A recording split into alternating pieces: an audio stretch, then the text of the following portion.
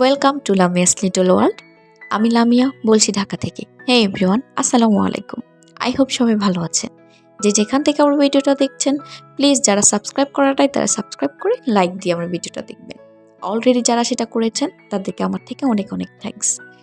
আজকের ভিডিওটা আমি সকালবেলার নাস্তা নিয়ে শুরু করেছিলাম, যদিও পরবর্তী সময়ে আমি আর এখান থেকে কন্টিনিউ করতে পারি নাই।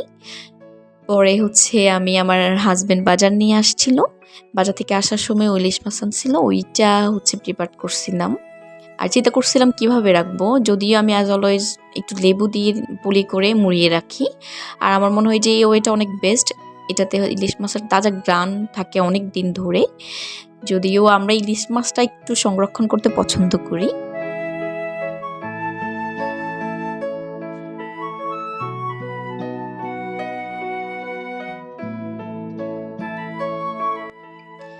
এইখানে আমি দুপুরবেলার জন্য লাঞ্চ রেডি করছিলাম, যেখানে আমি গরু মাংস ভালো করে ওয়াশ করে এটা ম্যারিনেট করছিলাম। হলুদ মরিচ, অ্যাকচুয়ালি যা যা ইনগ্রিডিয়েন্টস লাগে সব কিছু দিয়ে একটু মাখিয়ে নিচ্ছিলাম। আমি গরু মাংসটা অলওয়েজ হাতে মাখিয়ে রান্না করতে পছন্দ করি। আমি অলওয়েজ যেভাবে রান্না করি। আর আজকে প্লিজ সবাই আমার ভয়েসটা ইগনোর করবেন, বিকজ অফ আমার অনেক দিন ধরে কাশি হওয়ার কারণে ভয়েসটা একটু চেঞ্জ হয়ে গিয়েছে, একটু ভাগা ভাগা সুর আসতে পারে।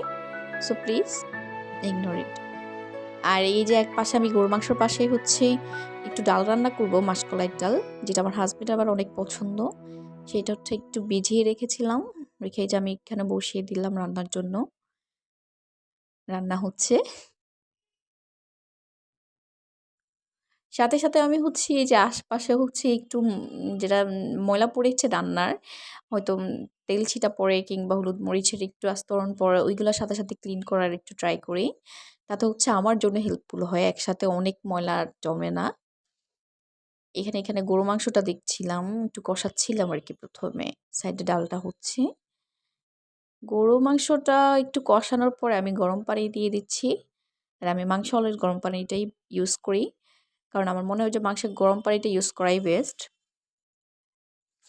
আর এই যে এখানে আমার একটু ঢেঁড়স ভাজি করে নিচ্ছিলাম, যেটার ভিডিও আমি আর করতে পারি নাই। মাঝখানে অনেক কিছু করেছিলাম যেটার ক্লিপ আমার নেওয়া হয় নাই, জাস্ট লাঞ্চ রেডি করে দিয়েছিলাম, সার্ভ করে দিয়েছিলাম, সেটার ভিডিও একটু নেওয়া হয়েছে। এই যে এখানে ঢেঁড়স ভেজে নিয়েছিলাম, এই যে মাসকলাইয়ের ডালটাও হয়ে গিয়েছিল, যেগুলো আমি টেবিল আপে সার্ভ করে দিয়েছি। এখানে গরু মাংসটা এনে রেখেছি। দুপুরবেলা সবাই একসাথে খেতে বসবো আমি, আমার আব্বু আর আমার হাজবেন্ড আর আমার।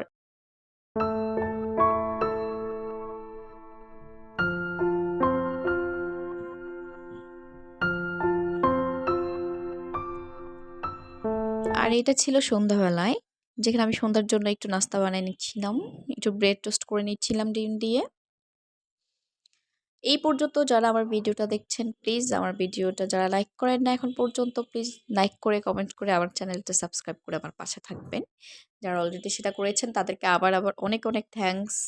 প্লিজ আমার চ্যানেলটা সাবস্ক্রাইব করবেন। আর অবশ্যই আমার ভিডিওর কোথাও যদি আপনাদের মনে হয় যে না আপু এটা চেঞ্জ করা উচিত বা এইভাবে এটা করা উচিত, প্লিজ আমাকে জানাবেন। Do subscribe. Thank you.